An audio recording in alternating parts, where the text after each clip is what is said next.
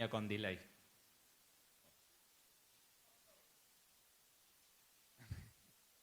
Suele pasar.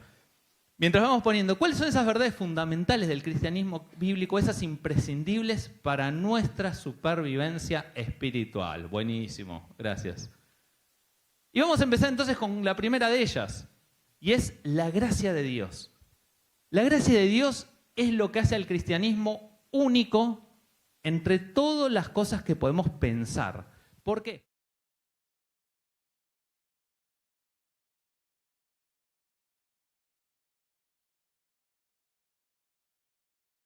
De Dios por conectar con el ser humano. ¿En qué se diferencia esto? Bueno, Dios nos ama a pesar de nosotros. Nosotros siempre tenemos esta creencia desde la antigüedad que nos puso la religión, en la cual el ser humano obedece y por ende obtiene un favor de la deidad, una gracia. Y esto ha sido la creencia siempre. Sin embargo, el cristianismo tiene otra mirada. Dios te ama porque lo quiere hacer y a pesar de vos. No por tu obediencia, sino porque Él decide amarte. Entonces, esto sinceramente es terrible y difícil de entender, porque sin darnos cuenta nosotros mismos a veces pensamos eso. Muchos de nosotros, aún siendo grandes, pensamos que cuando no hacemos lo que Dios quiere, Dios está enojado con nosotros y ya no nos quiere. Pero si nos portamos bien, bueno, entonces sí, y nos va a ir bien. Y a veces hacemos este negocio con Dios, de que bueno, yo voy a hacer esto a cambio de esto. Y eso fue lo que pasó muchas veces en las religiones, ¿sí? La religión, el ser humano obedece y obtiene un favor de la deidad, mientras que en el cristianismo Dios nos ama porque nos quiere amar. Simple, y eso es el concepto de la gracia. Dios nos ama primero. Fíjense esto. Dice 1 Juan 4:19, nosotros le amamos a Él porque Él nos amó primero. Y esto tiene que quedar.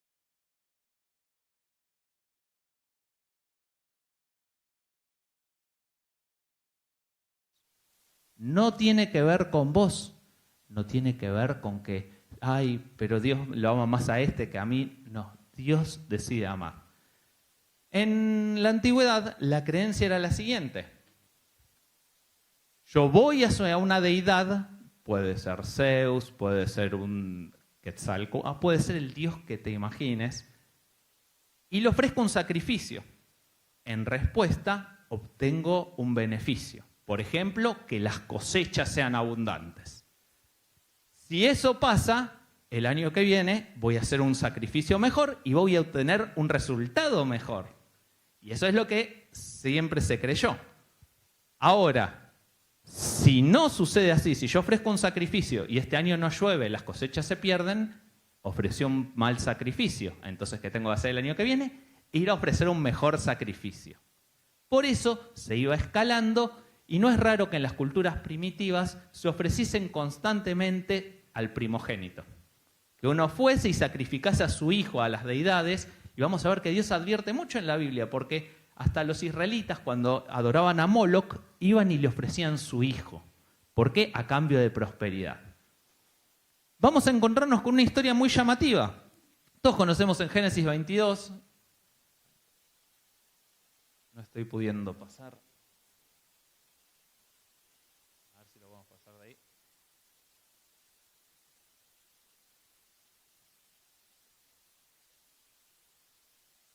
Ahí está. Conocemos la historia de Abraham y Isaac. Y muchos lo hemos visto y aprendido en la escuela bíblica como un ejemplo de la obediencia de Abraham. Pero tal vez hay unos conceptos más que a veces dejamos pasar de largo ahí.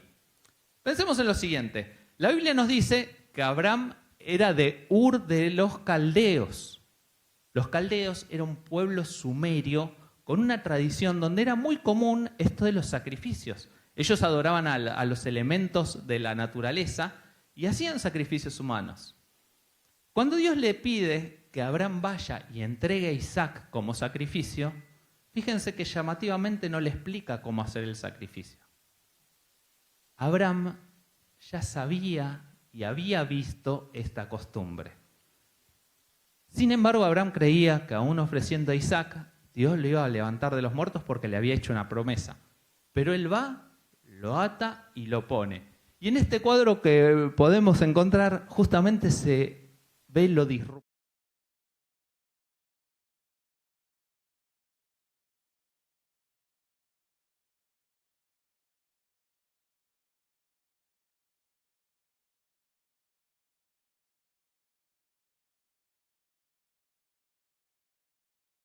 Pone el sacrificio. Y eso lo vemos en nuestra vida, en la vida de Jesús. Nosotros no hay sacrificio que hubiese alcanzado para ser aceptados por Dios, para alcanzar su justicia. Entonces, Dios mismo proveyó el Cordero. Jesús, Él se encarnó, se hizo hombre y murió por vos. No por lo que vos hubieses hecho, sino porque Él te ama. Y yo quiero que le des un aplauso a Dios porque esta iniciativa es única. No puede haberse concebido en la mente humana. En la gracia no hay nada que hacer. Nosotros abrazamos ese favor, ese amor de Dios hacia nosotros. No depende de vos, es lo que Dios hizo. Y en consecuencia amamos, en consecuencia de nuestra gratitud obedecemos, pero no porque estamos negociando. Y esto tenemos que tenerlo. Por si tenés alguna duda de qué hablamos cuando decimos gracia, es un favor inmerecido. La palabra charis, algo que no ganamos ni lo merecemos. Y Dios, el Dios del cristianismo cristiano, tiene gracia.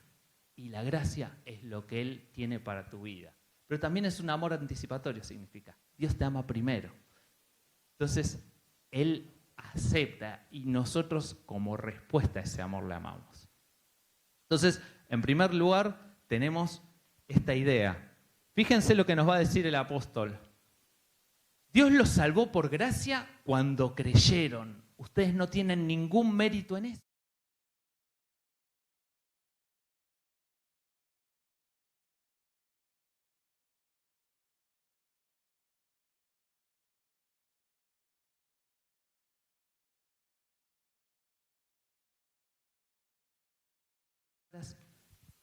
No te vas a ganar nunca la aprobación de Dios. Por eso Dios ya te la tiene. Cuando vos vivís pendiente de que si hago esto Dios me va a castigar, si hago esto Dios me va a bendecir, estás negociando. Y Dios ya dio lo más valioso por tu vida. No sé cuántos de ustedes se creen que no son dignos, pero yo no lo soy. Porque no podemos alcanzar. Dios lo hace por nosotros. Y el que insista tanto en este punto es porque quiero que te quede claro. El cristianismo que nos muestra la Biblia no es un negocio con Dios. No es donde yo hago para que Él me dé. Es lo que Él ya hizo. Entonces, Dios te ama y esto no lo va a cambiar nadie. Entonces, en primer lugar dijimos la gracia. El segundo concepto que tenemos...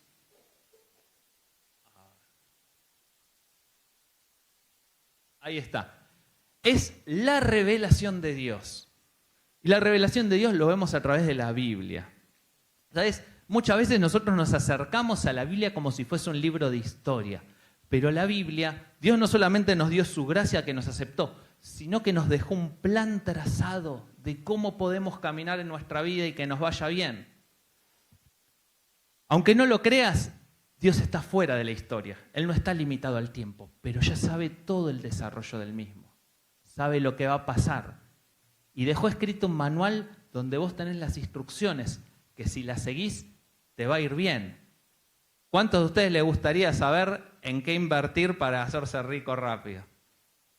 Bueno, si tuviésemos esa información diríamos, ah, caramba, qué bueno. O que alguien les advirtiese, cuidado, mañana, si está lloviendo, no salgas, porque en la esquina de tu casa un camión no va a frenar y va a pasar por arriba a todos.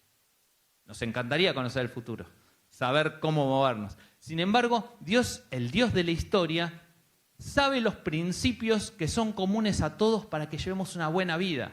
No fácil, porque muchas veces seguir los principios de Dios es contraindicativo para nuestros cerebros.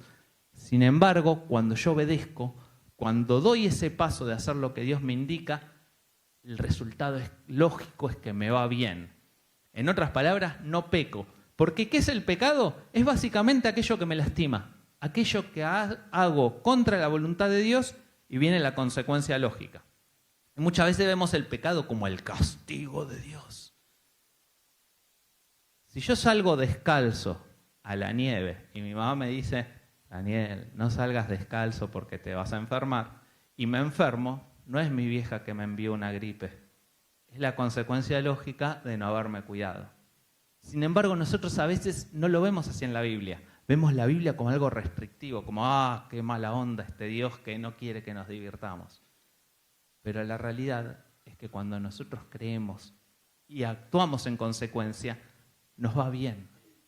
Dios nos dejó su palabra. Ahora, si yo les pido que levanten la mano y digan cuántos de ustedes creen que la Biblia es la palabra de Dios y que tiene lo mejor para su vida, yo creo que la mayoría lo haría. ¿Lo creen? A ver, manos arriba. Lo creemos, bien. Y ahora sin levantar la mano, ¿cuánto tiempo pasamos con la palabra de Dios? ¿La vemos a diario en nuestra vida? Porque si decimos que Dios nos ama, que tiene lo mejor para nosotros, ¿por qué no invertimos tiempo? ¿Por qué no buscamos cuál es la voluntad? Si lo que Él nos dice es lo mejor para nosotros, ¿por qué no hacemos uso de ella?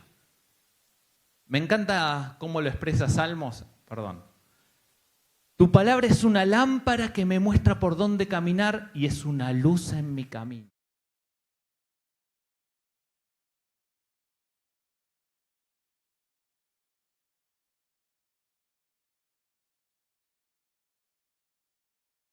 Es que podés pisar o a quién. Tenés que más o menos adivinar dónde está la escalera y el escalón para no seguir de largo y aparecer en planta baja. Y caminar a ciegas es lo que nos pasa cuando no entendemos la voluntad de Dios. Salimos a la vida a ver lo que nos toca. Y Dios nos dejó, por su amor, este maravilloso recurso. La pregunta es, ¿estamos acercándonos a Él? Nos dice Romanos 12:2, no imiten las conductas ni las costumbres de este mundo, más bien dejen que...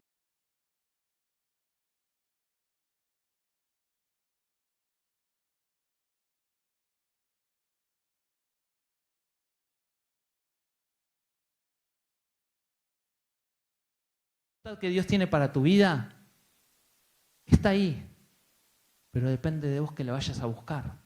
Y lo que pasa es que cuando yo veo lo que Dios quiere, empieza a entrar en mi mente y empieza a transformar mi manera de pensar. Y eso es lo que va a producir que yo conozca la voluntad de Dios. Por ahí muchos años le hemos dado muy poca importancia a esa revelación de Dios. Por ahí la hemos dejado de lado o por ahí hemos tenido un acercamiento equívoco. Tal vez te pasó como a mí que dicen, no, hay que leer la Biblia. Bueno, listo, todos los días, ahí leí. Y nos olvidamos de hacer ese acercamiento donde no nos acercamos por leer, sino por entender lo que Dios quiere para mí. A pedirle guía para enfrentar mi día. A pedirle sabiduría para hacer decisiones. A pedirle que me muestre si como yo estoy andando es lo que Él quiere. Te pregunto, ¿estás pasando tiempo para conocer la voluntad de este maravilloso Dios? Porque dijimos al principio que Él te ama no por lo que hagas. Pero si vos entendés que te ama, que esa gracia fue derramada sobre vos, y encima te deja un mapa sobre el cual moverte en la vida, ¿no sería tonto estar andando a ciegas, llevándonos todo puesto cuando podemos encender la luz e iluminar los pasos? Entonces, por un lado tenemos la gracia de Dios, única del cristianismo, un Dios que toma la iniciativa de amarnos. Nosotros respondemos en favor. No solo eso, nos deja también su palabra. En su palabra es donde podemos ver cómo andar y justamente por su amor es que la tenemos. Pero en tercer lugar, el elemento es la fe. Y la fe es lo que cambia y activa todo este andar. ¿Sí? Fíjense, Romanos 5, del 1 al 3 dice, por lo tanto, ya que fuimos hechos justos,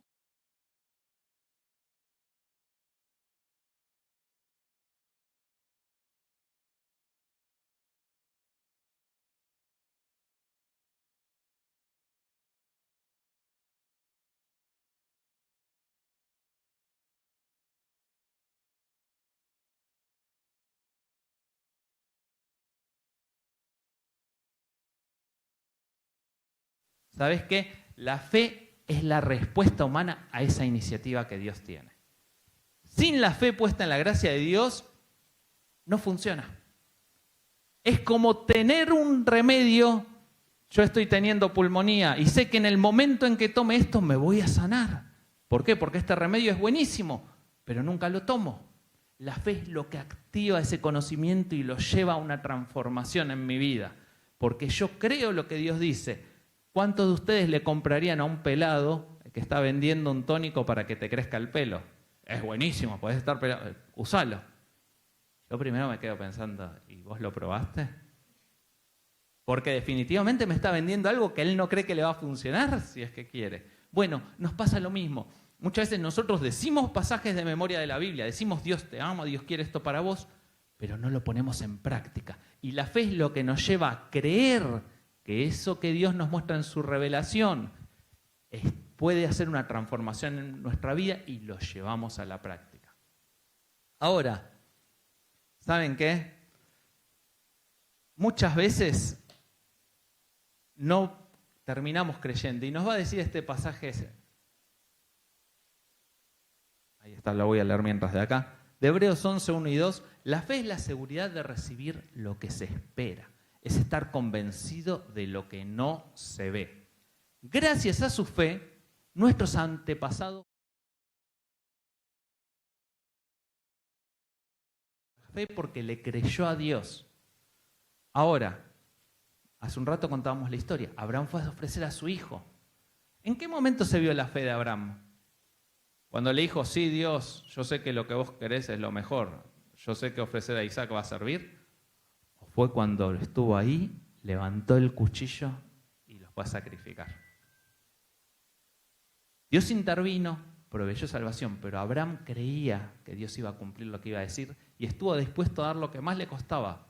Porque si Dios me prometió que en Isaac voy a tener una descendencia, lo va a levantar de los muertos. ¿Cuántas veces Dios te pide a vos cosas y por no tener fe no las llevas a cabo? A veces no tenemos, la fe no es algo místico, es el hecho de entender algo que Dios me dice y lo llevo a la práctica. Si yo digo, sabemos que tenemos que hablar la verdad unos con otros y no mentir, muchos dirían amén y hasta se pararían.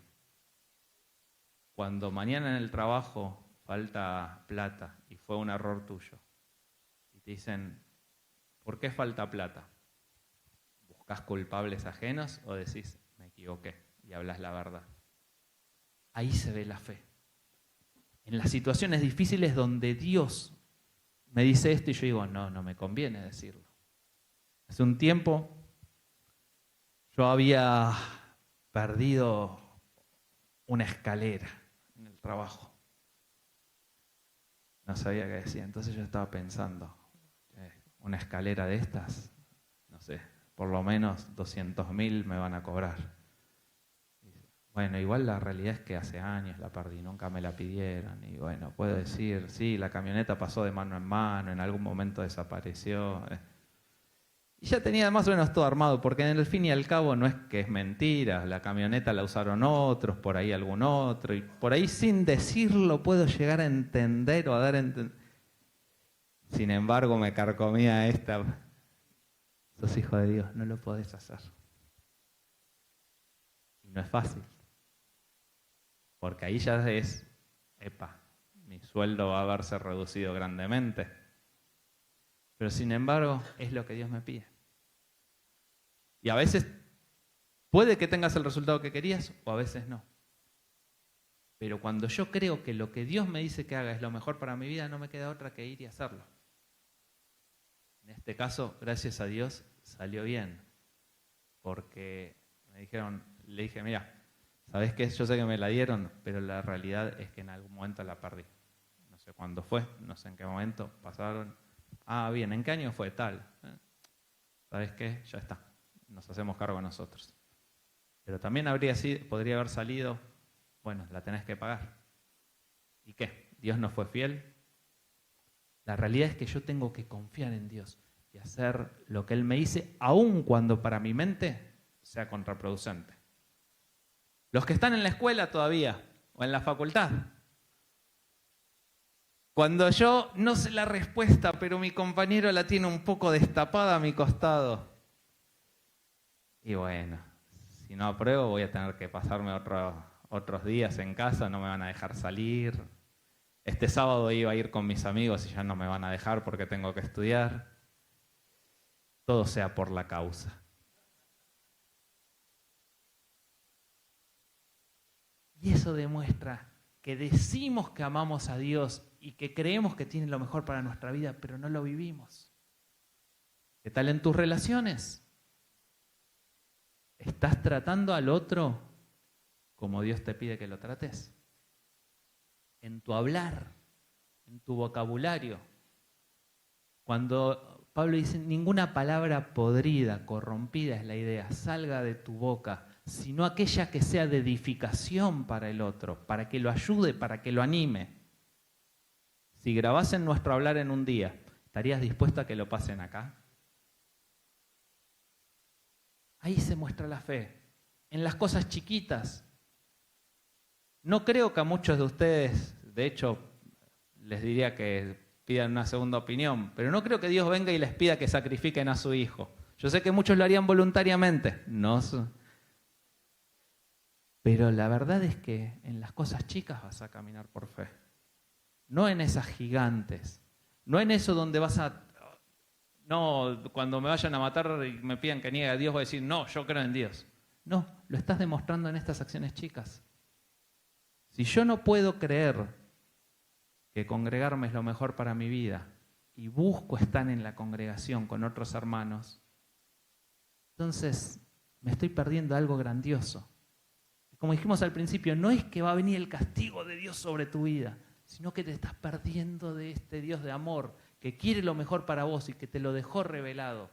Pero por no creer, no activás esa fe y no lo probás. Anotaba, esta obediencia cristiana no busca ganar el favor de Dios, no negocia a cambio de un favor o un milagro, sino que nace de la gratitud por su gracia ya recibida. Quiero terminar con esta imagen que a veces nos puede ayudar a comprender y resumir todo esto. Quizás a alguno de ustedes le gusta ir a la cancha, al estadio, para un recital o para un partido. ¿Alguno ha ido? A ver. Bueno, van a entender la imagen entonces. Cuando uno llega al recital o al partido, antes de entrar está la fila.